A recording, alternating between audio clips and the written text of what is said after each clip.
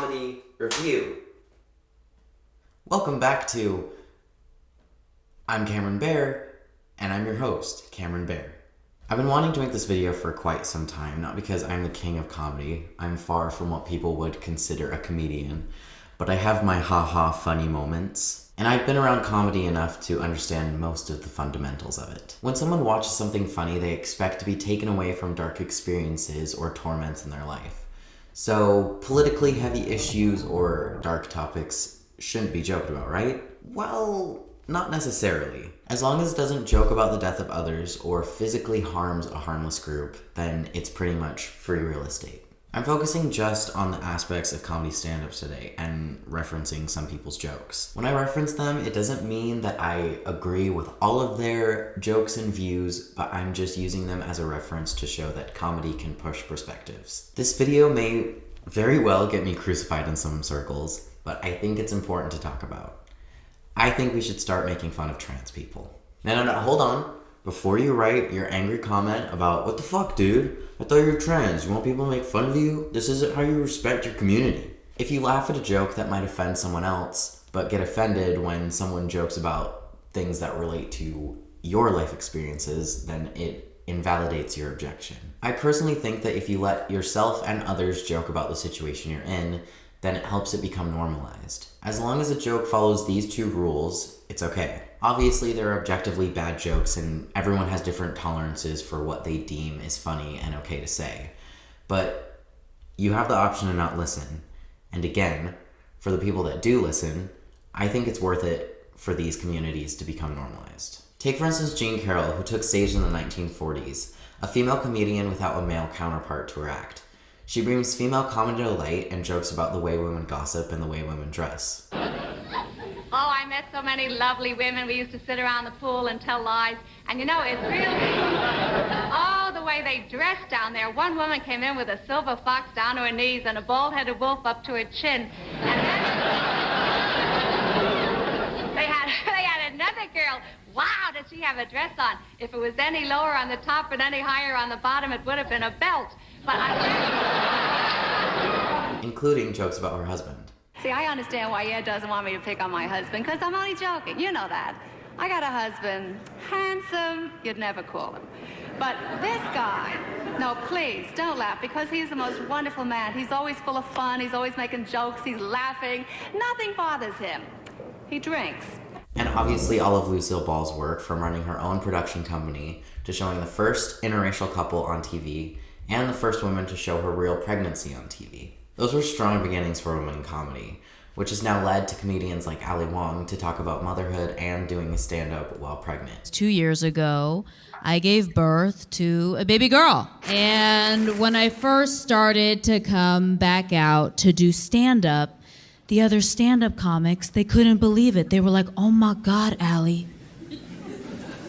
what are you doing here? Didn't you just have a baby? I was like, listen, I've been with my baby girl since she was born. All day, every day. And I love her so much. But I'm on the verge of putting her in the garbage.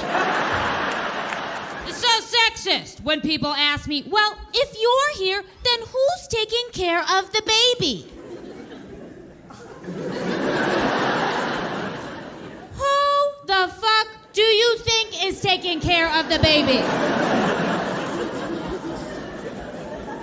This doesn't mean that's all women can joke about, but because women are making stand-ups based on these issues, people who don't deal with it start realizing what it's like to be a feminine person. Richard Pryor was another man who used his perspective to commentate on the world he lives in today, and with a character called Mudbone that lived in the 1920s. Come up here, because I liked it up north. I heard about it. I come up here.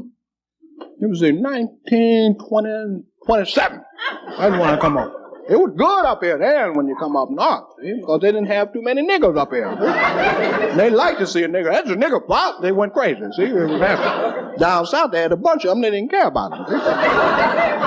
This inspired people like Chris Rock and Dave Chappelle to talk about these same types of issues, but in today's society. You would think the cops would occasionally shoot a white kid just to make it look good.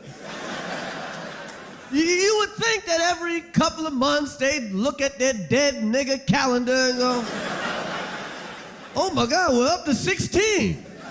We gotta shoot a white kid quick. Oh, which one? The first one you see singing Cardi B. That's right. Some people say young black men are an endangered species. But that's not true, because endangered species are protected by the government. These are not good times for the blacks. I don't know if you know what I'm talking about, right? Police are killing us again. It's a very unfortunate set of circumstances because we were doing very well. You know, America has a racial hot seat. I think we can all agree that that's the truth. And we can also agree that that hot seat is traditionally occupied by African Americans in general, African American men in particular. Although I can see that in recent years, that seat has been occupied by Mexicans, and I dare say Arabs. And we, the black Americans, would like to thank you both for your sacrifice and your struggle. We needed a break. We needed a goddamn break. We all go through something, but at least I can leave my backpack someplace. If you Arab and forget the backpack, you got about 20 minutes before they send that robot to blow your shit up. This extends into Hassan Minhaj, Aziz Ansari, and Ken Jeong, and so many others about their differences of race and ethnicity. When comedians discuss sexuality, it's either in a very relatable way to gay people, like the new special from Ellen DeGeneres. So I think, you know, if more gay people would endorse, not in a commercial, but although, can you imagine? Hi, I'm Ellen DeGeneres, and I'd like to talk to you about gay. Do you find yourself in love with, attracted to, or just curious about the same sex? Maybe it's time you try gay. You'll notice a difference in as little as 48 hours. And I should know I'm not just a spokesperson, I'm a gay. Side effects may include loss of family, loss of friends, unemployment. Or from the outsider's perspective. Both are important because it's from the perspective of people who deal with it and also people who don't. Because I'll say shit and Kate's just too serious about being a lesbian. I'll be like, hey, Kate, hey, Sarah, you guys gonna do the father-son picnic next week? How's that gonna work? And Kate will instantly be furious. But Sarah knows I'm fucking around, so she'll just say something cool. I don't know, Dave, maybe me and Kate will flip for that shit.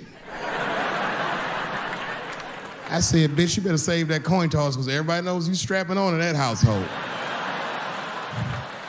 And then Kate will turn bright red, but Sarah just fist bump me like, you right, nigga, it's me. Bye.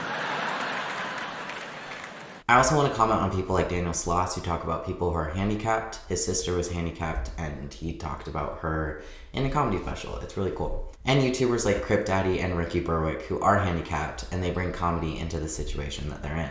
As Bob Newhart said, all comedians are, in a way, anarchists. Our job is to make fun of the existing world. All of these examples are incredibly important and impactful because it can make people change the way they think about things. I just think when something is talked about and when you see representatives of whatever the subject is, it demystifies it. People aren't afraid of it anymore. Like dandruff. I mean, people weren't talking about dandruff. Everybody was all nervous about dandruff. And then Sofia Vergara does this Head & Shoulders commercial. Now, there have been trans jokes in the past, but they're all so unoriginal.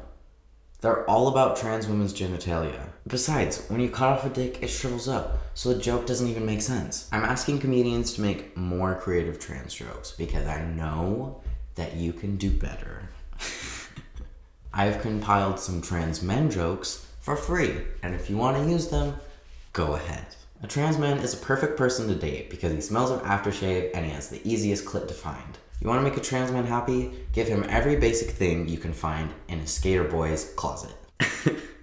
Every single dude looks like they just walked out of the 1993 Skateboard Kid movie. I can always spot one of my own from a mile away because they've just hit puberty with a beer in their hand. And those are just some dumb ones that I thought off the top of my head. I'm sure if you gave someone more clever than me the script, It would be incredibly educational and, most importantly, funny. People underestimate the importance of comedy. It's a very caveman nature in us. When we join together, no matter race, religion, sexual orientation, or gender, and we laugh, we all feel united just a little bit more.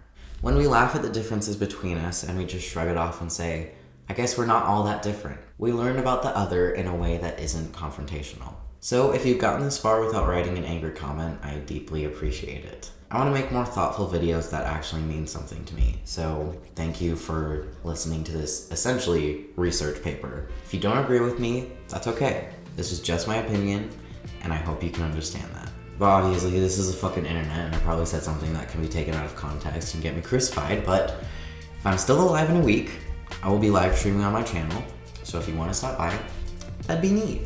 See ya.